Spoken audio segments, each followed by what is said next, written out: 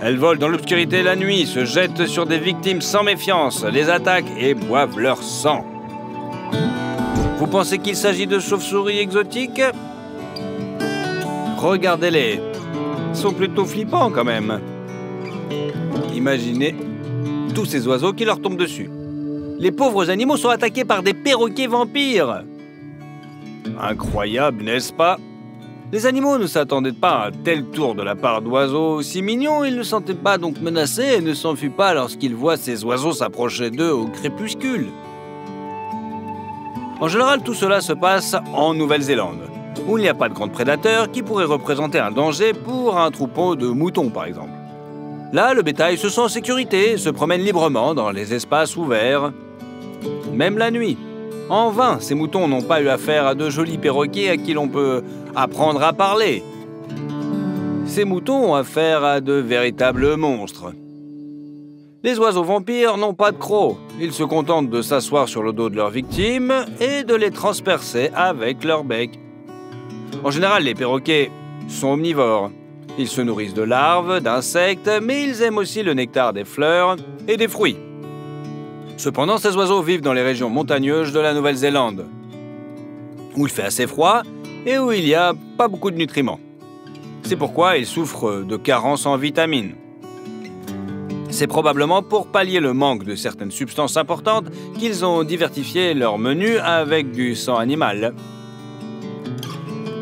Les perroquets vampires font souvent souffrir nos pauvres moutons. Pendant longtemps, ce comportement sanguinaire des perroquets est resté un mystère.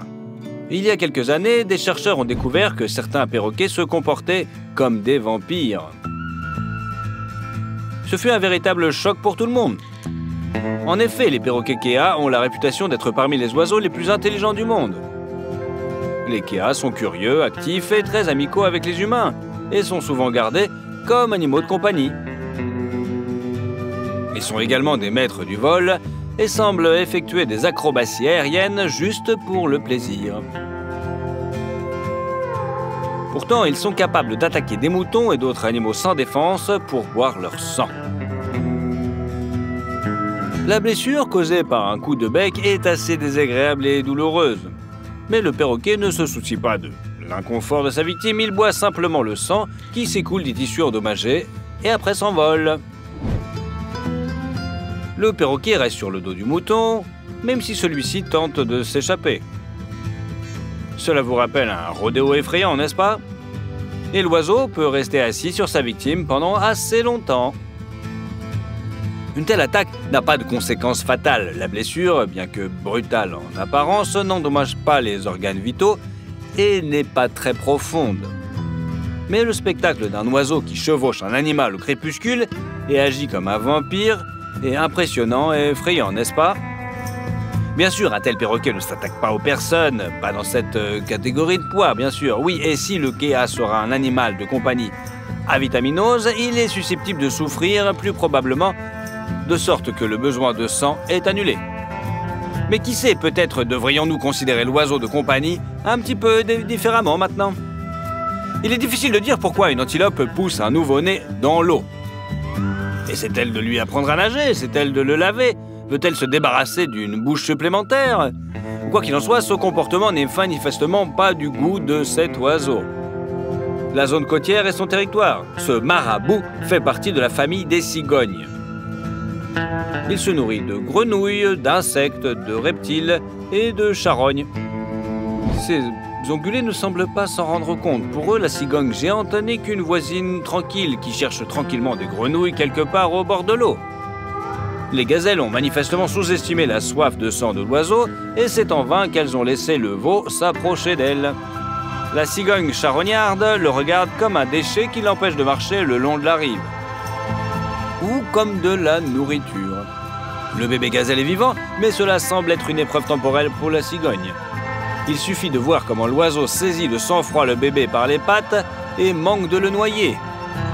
Heureusement, cette histoire s'est bien terminée. L'oiseau est trop paresseux pour tuer la petite bête et la cigogne a pu s'échapper sans blessure ni dommage grave. Mais il ne s'approchera plus jamais de cet oiseau sans crainte.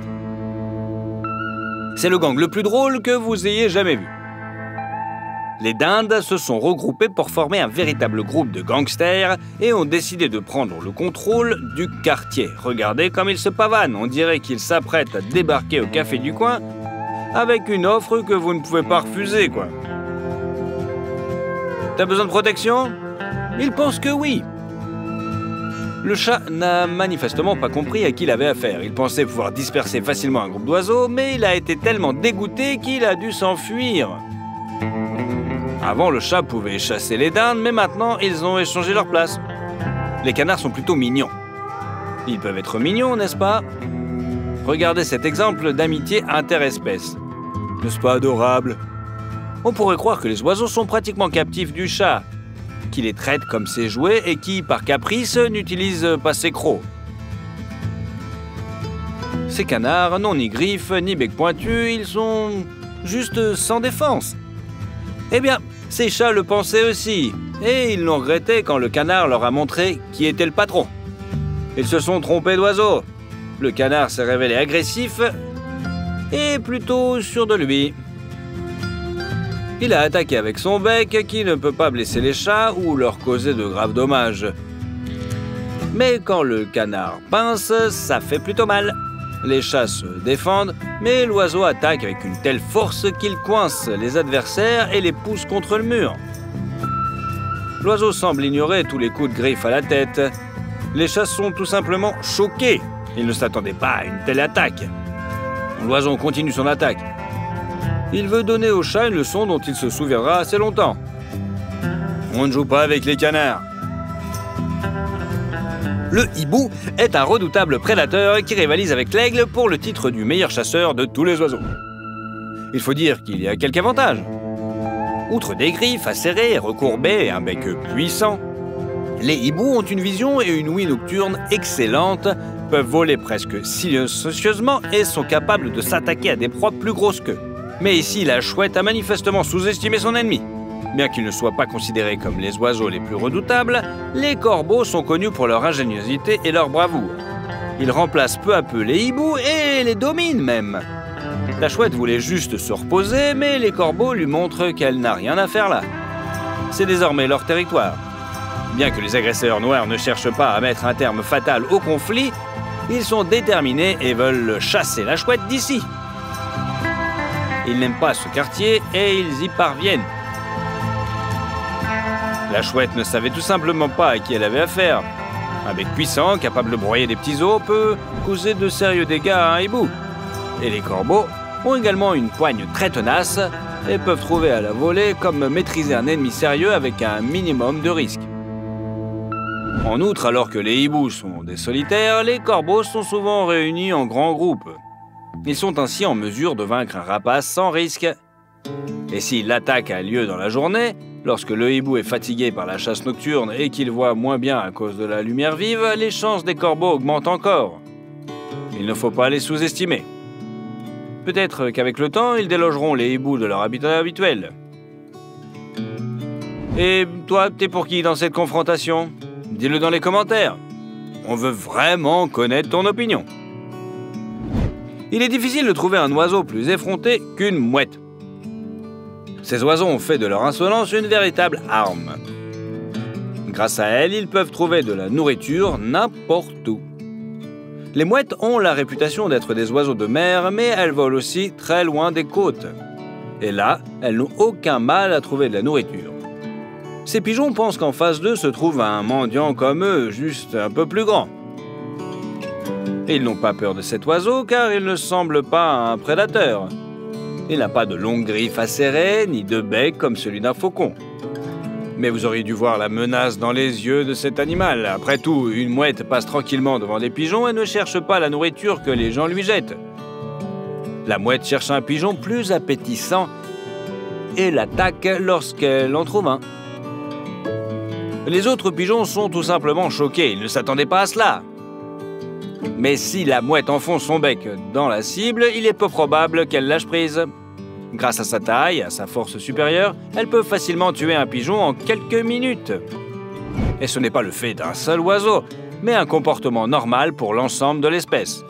Si un goéland a une chance de s'occuper d'un animal, il l'attaquera. C'est formidable que nous soyons tellement plus grands que ces hors-la-loi à plumes, n'est-ce pas? La mouette s'occupe de sa proie aussi efficacement que possible. S'il y a de l'eau à proximité, l'oiseau noir a un adversaire qui ne sait pas nager. S'il n'y a pas d'eau, elle frappera avec son bec, soulèvera l'adversaire et le frappera contre le sol. Une mouette peut s'attaquer à un moineau qui n'est pour elle qu'un sandwich. Elle peut aussi oser s'attaquer à un adversaire plus grand. Les animaux terrestres ne se sentent pas non plus en sécurité. Ici, une mouette a avalé un écureuil. Le rongeur à fourrure ne s'attendait manifestement à une attaque de la part de cet oiseau. Et ce pour rien en plus. Cependant, même les tentatives de se cacher ne donnent pas toujours de bons résultats. Ici, la mouette a fait sortir le lapin de son trou. L'oiseau s'est emparé du gros animal et l'a avalé tout rond. Mais pour chaque homme qui aime se battre, il y a un combattant plus fort. Ce pélican était furieux de l'insolence de la mouette. Bien que le bec en cuir de l'oiseau soit surtout destiné à attraper des poissons, la mouette pouvait s'y loger aussi. La mouette n'a manifestement pas compris à qui elle s'attaquait. Le pélican s'en est débarrassé en quelques secondes. Et les corbeaux peuvent donner une leçon à une mouette aussi. Regardez ces voyous qui poursuivent une mouette. Les oiseaux à ailes noires ont appris que le travail d'équipe et la capacité à négocier sont utiles lorsqu'ils perdent face à un adversaire effronté et de plus grande taille.